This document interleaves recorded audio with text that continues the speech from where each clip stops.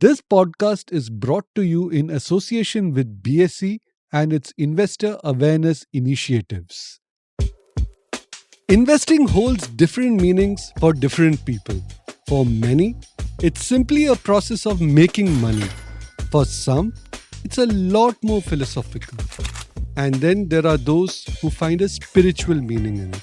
These days, we are hearing a lot about investing being an art. And then there is plenty of debate around that too.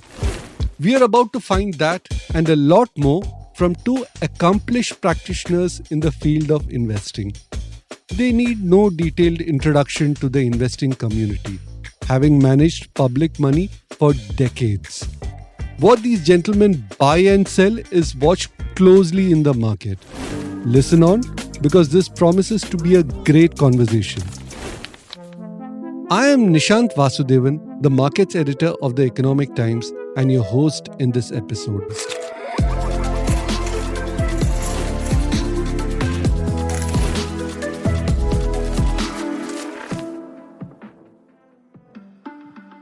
First, I'm pleased to welcome Kenneth Andrade, founder and CIO of Old Bridge Capital Management.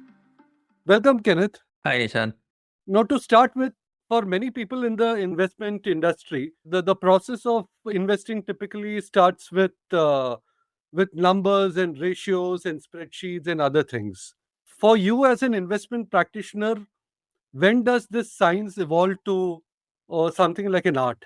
Well, it's a mathematical deduction at the end of the day, and you get better at it after you have been through years of experience with it, right? So my investing journey started almost 30 years ago, and I've been through a couple of bear market cycles and a lot of bull market cycles. And I think experience has taught us everything. So the numbers, ratios, deductions of how a company will grow, etc., would be completely meaningless if I haven't gone to see how all of these ratios did, all of these structures did in the past.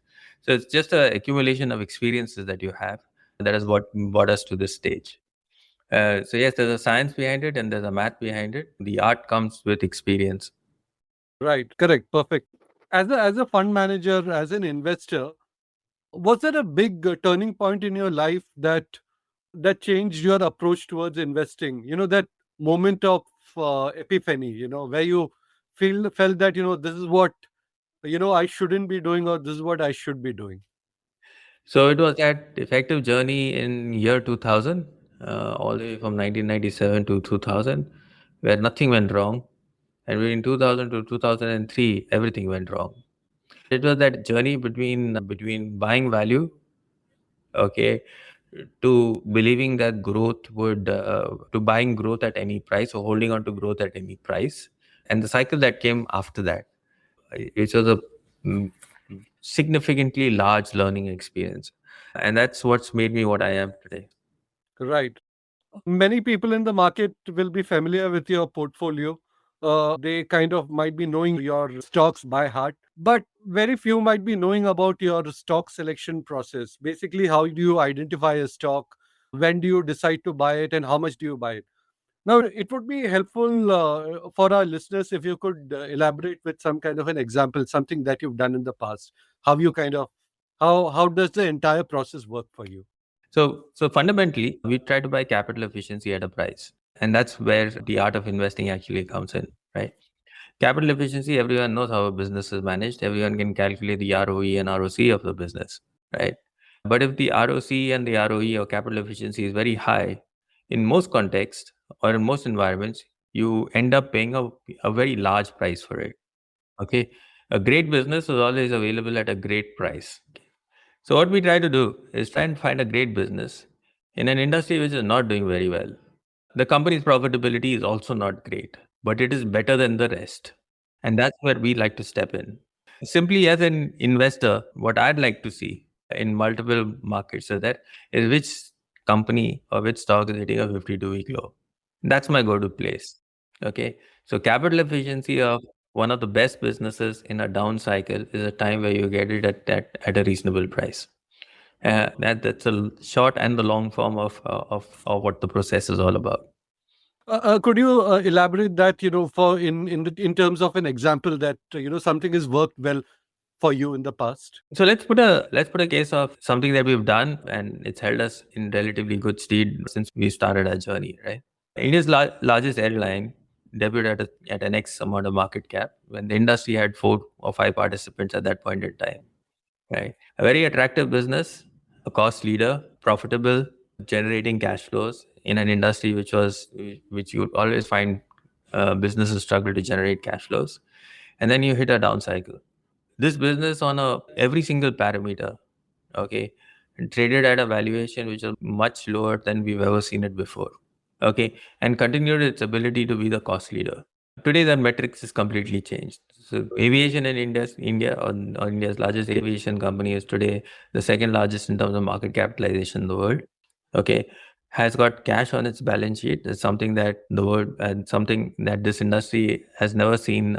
Probably globally, you've probably seen it in 1 or 2 companies, but in Indian company having that. And one of the most important things is the marketplace is completely consolidated.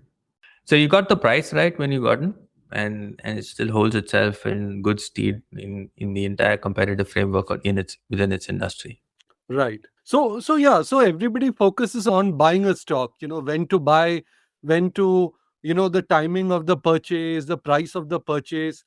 But there is very little literature on selling part of it, which typically tends to be a lot more complicated. How do you think about this entire approach of selling? Well, when an industry does well, the last common denominator in that industry, or the smallest company in that industry, starts doing extremely well. Now, think about it this way: when everyone in an industry makes money, you are heading towards hyper competitive competition, right? Because the largest company is investing and the smallest company is investing, which means more capacity is coming in. Quite contrary to what most investors would like to believe, that any industry where everyone makes money is a great place to be in. We hate being in a place where every single participant in an industry is profitable or is making money and reinvesting its money back into that industry. That's our sell side discipline, quantitatively putting it together. In the recent past, have you come across any such setup in an industry which has kind of gone through this kind of a phase, and where you felt that there's going to be a fair bit of competition, and you think that it's a time to kind of move? So let me give you a sense of what happened in 2006, 7, and 8, right? And you're seeing some similarities of that play out in today's environment. So what happened in 6, 7, and 8? We had this big boom in infrastructure, and every company that was out there was bidding for business. So the higher order book, higher market cap, more ability to raise money, higher ability to take more contracts. Okay. And that became the most inefficient part of the marketplace at that point in time. Capital is easily available. Companies want to build order book, because the minute you want to build order book, you're getting market cap. The minute you get market cap, you have to demonstrate your ability to get a higher order book, which is the first structure of deterioration of margins. When you have deterioration of margin, there's someone who's going to come and bid below your price. Something similar took place and within our portfolios at the asset management company. We basically built out a structure around pharmaceuticals which are outwardly facing. Okay. And the Indian manufacturers actually consolidated the global space in terms of generic manufacturing. Okay. That's the consolidation part. What you're seeing beginning is the fragmentation part in the infrastructure business. Now, timing this is completely different. Yeah, you'll have to work to see that you do not sell too early into a cycle like this. Perfect. Kenneth, the other question that we have in mind is, generally, you are a stock picker, and the biases normally tend to be the smaller caps. The general perception over there is that the corporate governance standards are not the best in this entire space. So, for you as a fund manager, what comes first? Is it the price or the corporate governance? So again, Nishant, corporate governance can be quantified. Okay. Now let me put it this way: take a portfolio in our company and see if it's attracting the right talent. Okay. And it is getting incremental market share in its industry. Okay. If it's attracting the right talent and it's getting higher market share, now how can two of these things be wrong if it's got bad governance?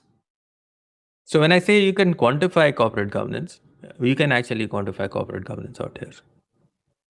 Why am I talking about governance in a small cap business, right? So usually when you look at a business in a down cycle or in a down cycle and you try to capture a great business in a down cycle, mostly investors vacate that space because they want that industry to do well and the company to actually grow well. And when there is no ownership in that entire business because it's going through a rough patch, you usually get them at mid capish market caps, right? And I think that's a great entry point for all of us.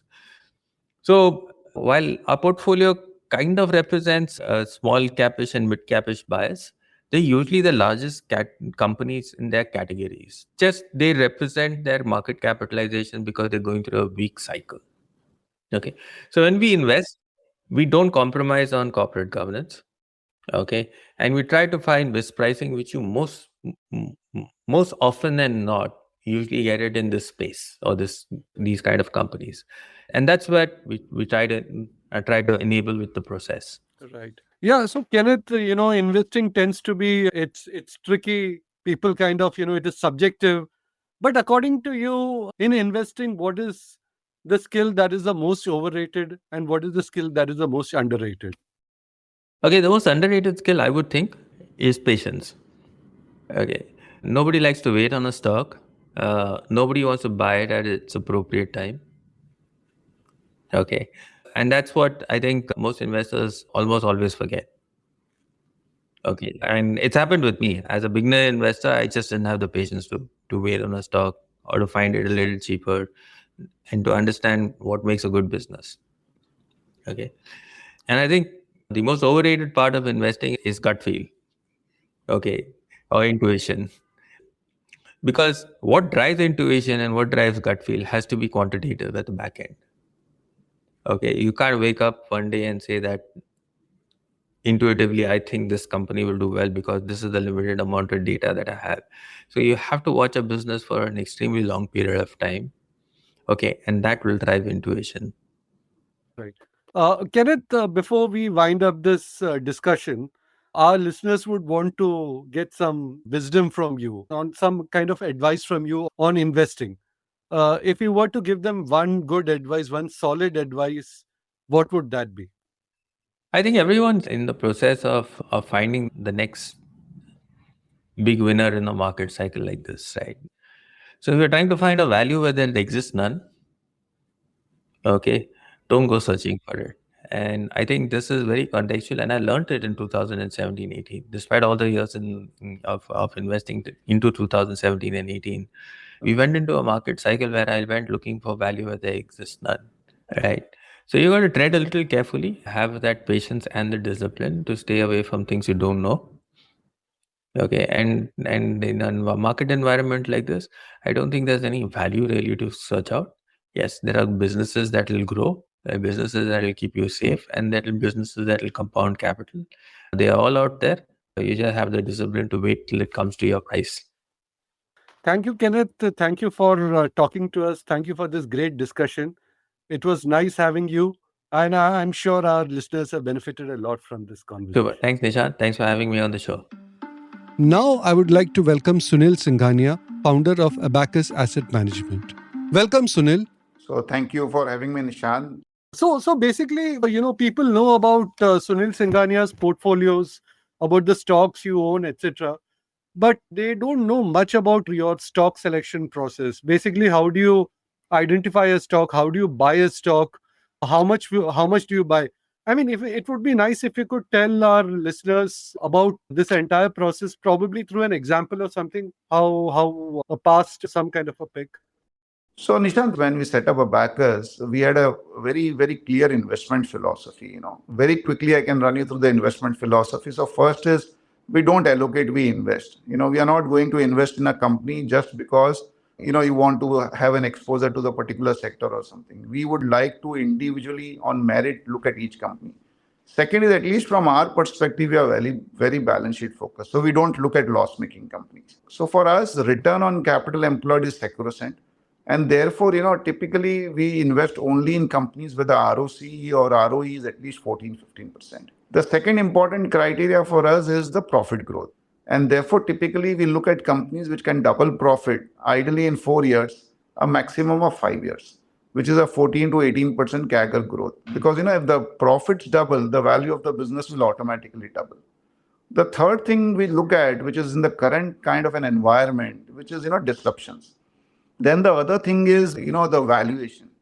Our view is that the best company is not necessarily the best stock. So if you remember 4 5 years back, we had come out with a note called bubble in quality. And our view was that yes, quality is good, but at what price? So if a company is trading at 70 80 P multiple, growing at 10%, I don't think an investor is going to make returns out of it. So we are very conscious about the valuations. So I think all said and done, these are the key criteria which we look at. Recently, we bought an auto ancillary company called Shriram Pistons. It was ignored, but it clicked all the boxes. And I think so far, touchwood, it's been doing very well. Very, valuation focused investment, ROC, ROE of 24 25%, and growing also decently. This is just an example, but I'm just giving a broad perspective of how we look at things. Right. Sunil, as an investor, as a fund manager, what has been the biggest turning point in your life, that has kind of changed your approach towards investing? No, I think two, three things. One is obviously joining a mutual fund and basically, getting into the groove as far as long-term investing is concerned. Second, as I said, we all learn from our mistakes. So many times you end up selling early. And those were huge lessons. I think in the case of Bajaj Finance, we were large investors when I was in Reliance Mutual Fund. We made good money, but we sold early. And from there on, the stock has multiplied 50 times. And I think from a turning point perspective, I think the biggest, I would say, learning is that if you are investing in equity, you have to be positive on the economy or vice versa. If you're positive on the economy, then only you should be investing in equities. And I think that is what we have basically tried to do. So beyond ratios and the balance sheets and the industry prospects, do you also look at the softer aspects in your investment checklist? So Nishant, in a mid-size or smaller company, obviously meeting the company makes a big difference. In a mid to small size company, the management becomes very important because the second layer and the third layer might not be as strong as the top layer. And therefore, meeting companies become very, very important. Hygiene factors, we do company visits. When we do company visits, we come to know, how they're treating people, what is the cleanliness, what is the whole quality aspect. That becomes very important. Obviously, when we go through multiple year balance sheets, their compliance in terms of taxation, are there any red flags by the auditors? I think those are again things which we have to basically look at. And more importantly, if you have a history of the company over the last 10, 15, 20 years, then you know how the company has behaved in different cycles. I think that also helps. Now, Sunil, most investors, at least the people who kind of, who have started off, the entire focus is on buying, the timing of the purchase, the price of the purchase. But there is very little discussion on when to sell.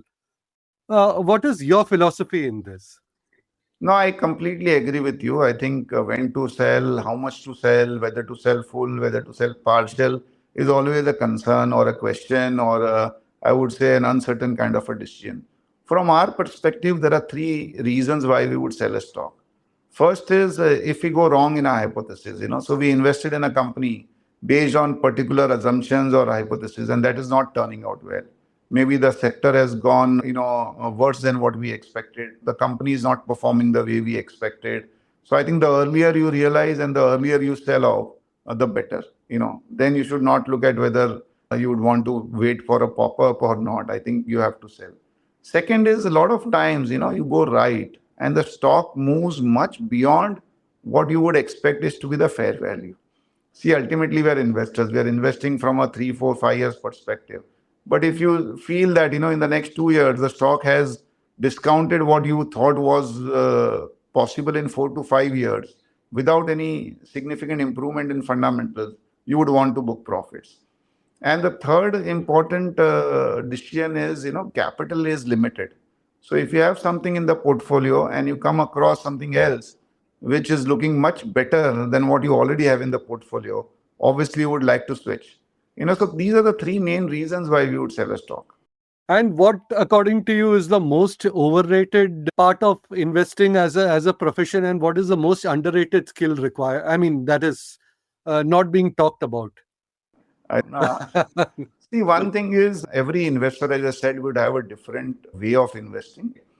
I would say that the most overrated is, trying to figure out when to buy, when to sell on a daily basis. It just adds to the noise. It doesn't add to the returns. I think the most underrated is the compounding effect. In Reliance, when I was managing growth fund, we became 100x in 100 years, 21 years. But that was a CAGR of only 20 to 23%, which is great, but it doesn't look very big. But when you see, 100x in 21 years, that looks very, very big. I think investors, instead of looking at who did the best in the last 1 year and switching from one fund to the other fund, I think more than that, they should find someone who would be very consistent and who would keep on just adding to the returns. Yeah, yeah. Sunil, that's a great point, to actually, stick to a particular investment and, stay with it, so that allowing it to compound assets. So before we wind up this discussion, our listeners would want to know some important advice on investing. What would you advise them? See, investing, one has to be first positive on the underlying country and the asset class. So I think if you are positive that India is going to grow from 4 trillion to 8 trillion over the next 8 years, then you should definitely invest in equity. Second is, don't try to maximize return every day. I think equity is ultimately investing in companies, and your returns are going to be commensurate with the earnings growth of the company. I think the other thing is you have to give time to your investments. You can't invest for 1 month, 2 months, and 6 months and then get scared because of some event. Because then you will be entering at the wrong time and exiting at the wrong time. More importantly, in this today's world where knowledge and information has become a commodity, I think don't microanalyze everything.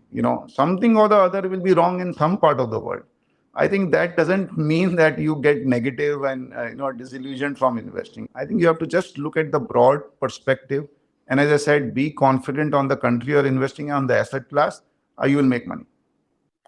Great, great. Thank you, Sunil, for joining in. It was great talking to you. I'm sure our listeners would have benefit.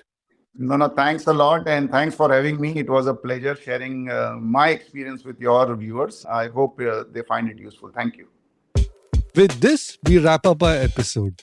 The key takeaway from both conversations is that money is not just about getting lucky. It's more about having proper systems in place that need to be followed with a lot of discipline and patience. Thank you once again, Kenneth and Sunil, for joining us in this conversation. And a big thank you to our listeners. This episode was produced by Vinay Joshi and the sound was designed by Amrit Reji. This is your host Nishant Vasudevan signing off. Thank you and stay tuned.